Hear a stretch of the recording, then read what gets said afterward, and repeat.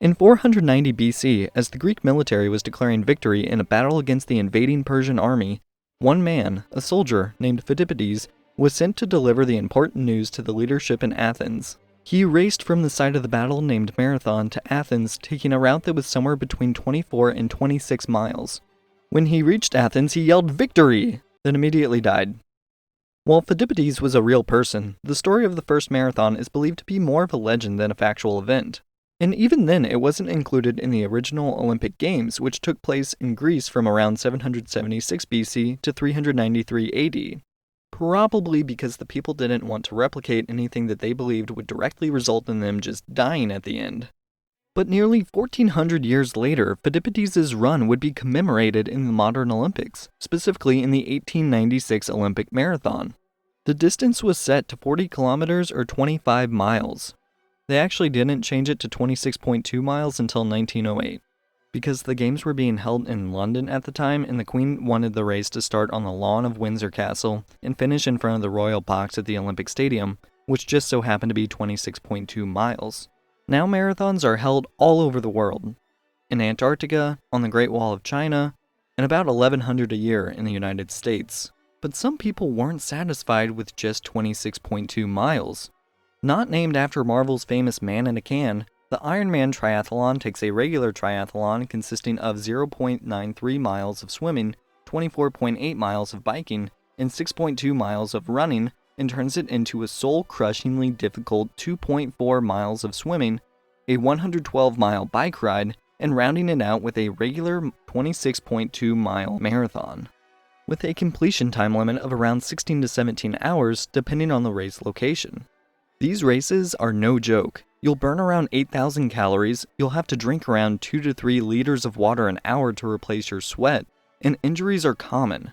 Going back to the amount of water you have to intake, one study at an Ironman triathlon found that about 10% of finishers had some form of hyponatremia, meaning that you've taken in so much water and sweat out so much that your body doesn't have enough sodium left in it, which can be fatal.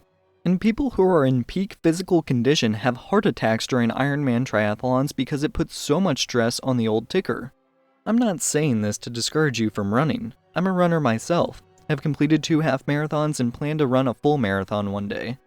But I'm saying it to emphasize the point that these races are getting close to the max the human body in peak physical condition can handle. And still, people wanted to run farther. The Ultra Trail du Mont Blanc takes place in the Alps going through France, Italy, and Switzerland on a trail 106 miles long with an elevation gain of 32,940 feet.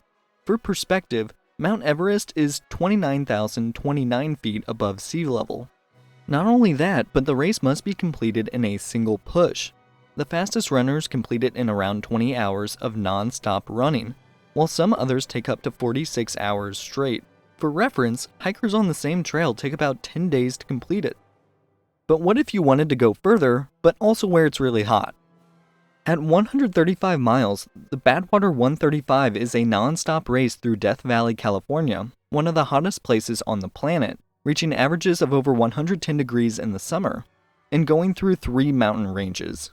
Or if that wasn't enough for you, you could try the 156-mile marathon through the Sahara Desert.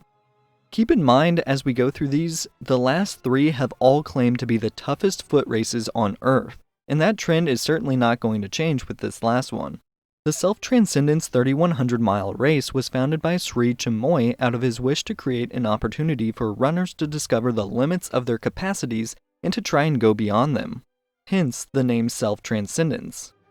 Since 1985, when his group first began holding the races, the focus on the ultramarathon and multi-day races has grown from the Ultra Trio, 3 races with staggered starts of 700, 1,000, and 1,300-mile durations, to the 1996 creation of the official Self-Transcendence as a 2,700-mile race.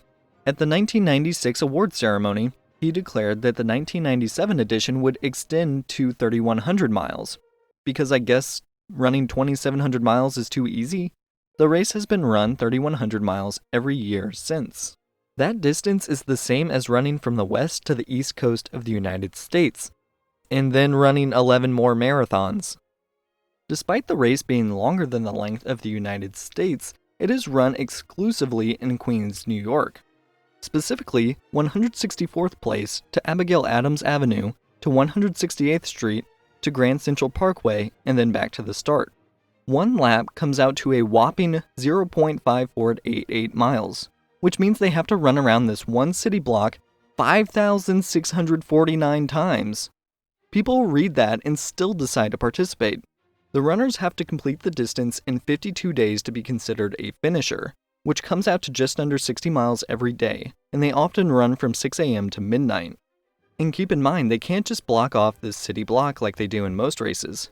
The competitors often have to run among people going about their everyday lives, dodging pedestrians and cyclists, and occasionally large crowds for various events or celebrations. Sri Chamoy said that the Self-Transcendence challenges runners to transcend their own previous capacity, gain spiritual insights, and overcome the entire world's preconceived notions of possibility. Runners have spoken of reaching the most overwhelming moment. When you run a marathon, you feel good. When you run 3,100 miles, you feel even better.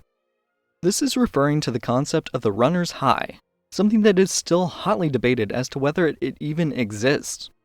Breaking it down simply, when you start out on your run, your body goes through a transition.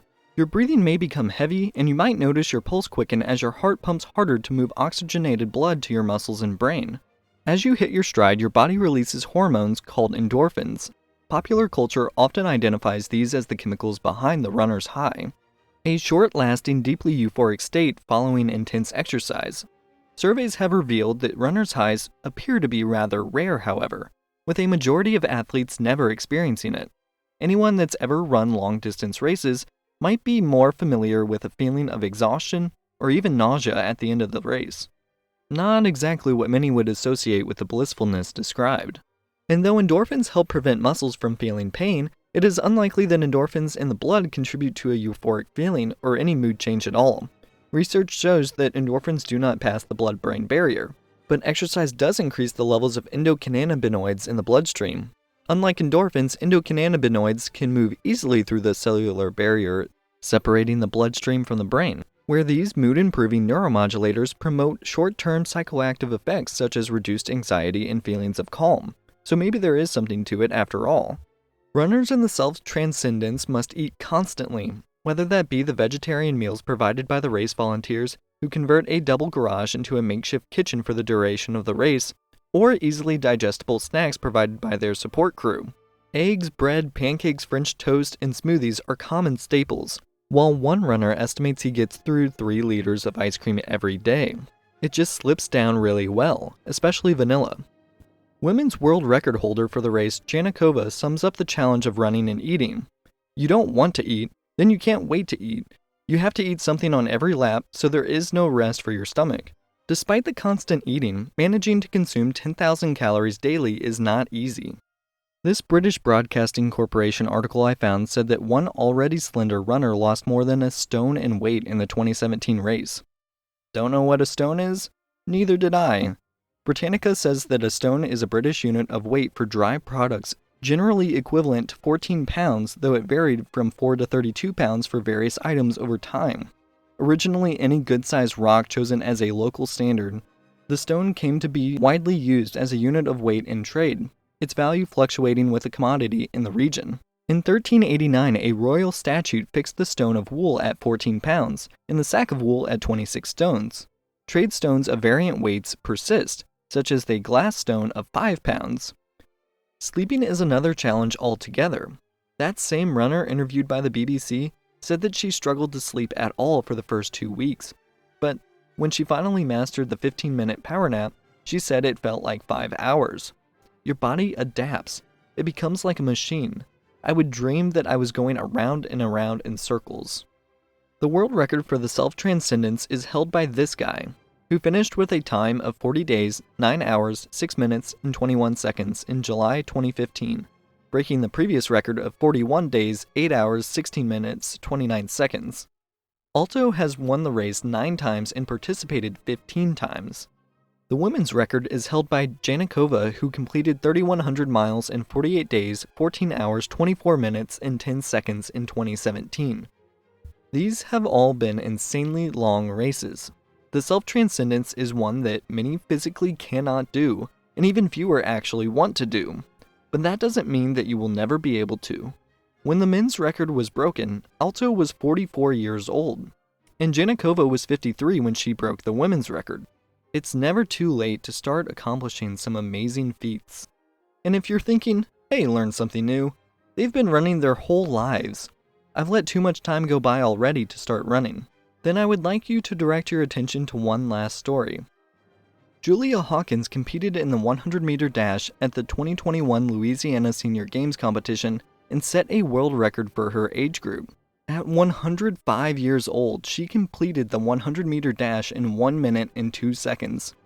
She didn't start competing in running events until she was 100 years old, and she only did that because she got tired of biking, which she only started when she was 90. So if there's one thing you should take away from this episode, let it be that it doesn't matter where your starting line is. If you work at it, you can make it to the finish.